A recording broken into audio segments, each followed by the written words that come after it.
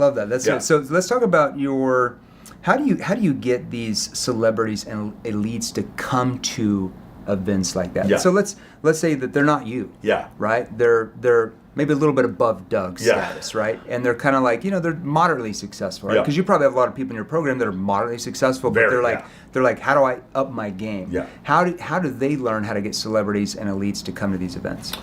So the answer, there's three ways. How do they persuade and influence? So there's two things. Number one, when you're around people like this, like again, the problem solving thing, I cannot express this enough. If you are a problem solver, really good attorneys are actually problem solvers. What do? Do really good attorneys teach you about the law, or do they make problems go away? That's why attorneys get so much money. You want $1,000 an hour, you got to solve $1,000 an hour problem. A really good, think of Harvey Specter on Suits. What is he doing? He's mergers and acquisitions, he's making problems away. I'm going to do a favor for this guy, so he does a favor for you. They make problems go away. You do that, high status people want to network with you. But additionally, there are three mechanisms to get people to come to your events. Ready?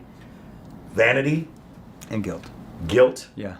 And FOMO. Okay. Those are the three ones. So vanity, what is vanity? Hey, come, we're going to give you an award. Top, best 30 under 30 sales trainer, or 40 under 40 sales trainer, okay? We're going to give you an award. We're going to come here, we're going to give you...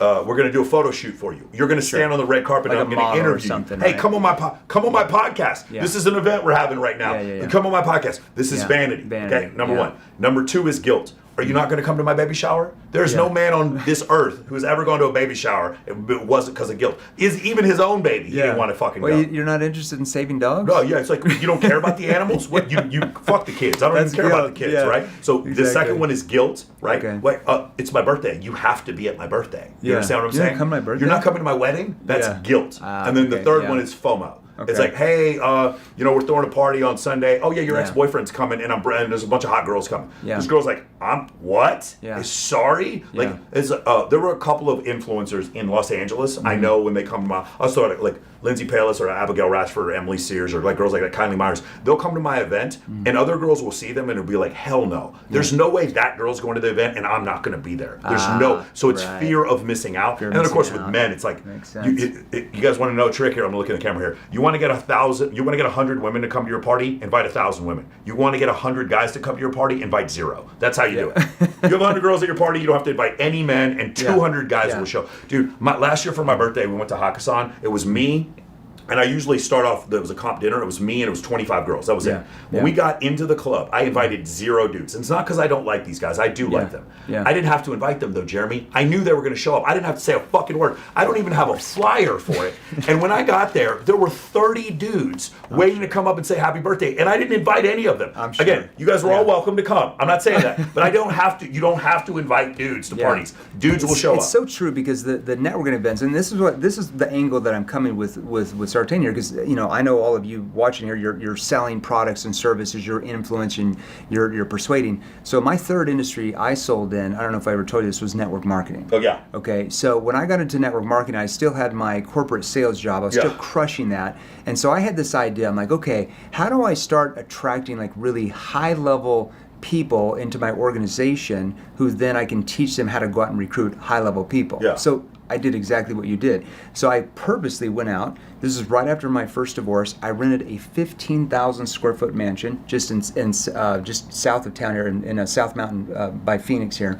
15,000 square feet. I lived right next to Ricky Henderson and Matt Leinart and all these guys and everything. They were totally cool. And we, every 2 weeks, we started posting on like Facebook and everything about just having networking parties. Right? And we started getting like, I think the third one, we had about 250 people. Like the first was like 50, the second was like 125, third one was like 250, and then we were getting like 300 plus people, and we would do it every other Saturday night in 3 years. And I recruited like 800 like top, I'm talking like top executives, like CEOs of companies, like I'm talking about high level people, and then I taught them how to go out and recruit, and in 2.5 years I had a downline of 400,000 people. You know what? And it all started from the house. A downline of 400,000 people, but you also, if you do that every week, you're not ever going to have to date. You're never going to have to date. Like you probably remember a couple of them that are like, if I would have been super easy. I'll tell you, same kind of thing. So last time Ty Lopez did the 10-year anniversary of 67 Steps the other day. and I was it was at the old house. He interviewed me right there by the Lamborghini and the garage, whatever. Yeah. And we're there, and he's giving a speech. Yeah. It's like a mastermind group. I'm sitting between Greg O'Gallagher and Justin Waller, who are two of my buddies. Yeah. Okay. Yeah. And Ty looks at the whole audience. He goes, "How many of you guys have a big house, like a big, huge house, like a nice house?" And a bunch of them raise their hand. There's people in there worth $100 million. Sure. And then he goes, "How many of you guys throw parties like once a quarter?" And like I rose my hand, and he looks at me. He goes, "See what Sartain's doing? This is one of the best ways to network. Is you need to be throwing house parties." Yeah. And the whole event broke into a house party. Pizza showed up, and we just started having a house party there. Yeah. People don't understand. Like, if you were the guy who did the network marketing, or you had some other event, and mine were like Great Gatsby. You shoot the Great Gatsby show. Yes, exactly. That's how ours were. Yes, we would literally. I would go out and spend thousands of dollars on just high level food, like alcohol and stuff. And when they came, it was all for free. Yes, they would come. Just imagine you come all for free. Now, here's the other thing that would happen. I would message a bunch of girls and be like, "Hey, Ty's got this mansion. He's going to be talking about how to make hundreds of millions of dollars.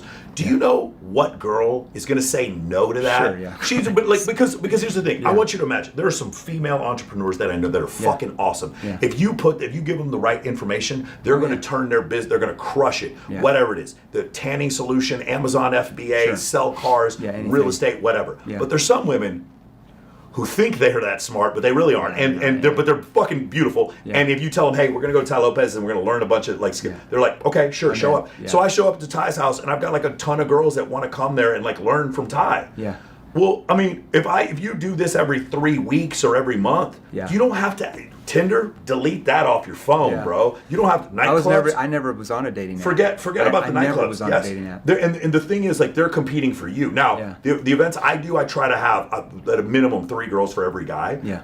Because in that case, what happens is, the girls feel comfortable because there's other girls there. But the other thing that happens is that, like, they're competing for your attention, and you don't have to go up and talk to them. Yeah. And there's just such a switch in the dynamic. Yeah. At Bilzerian's Ignite parties, it was 7 girls for every guy. That's kind of the way the rule worked. Sure. In fact, you weren't even allowed to come unless you brought. Like, I would bring 90 girls when I would go to dance houses. Oh my gosh!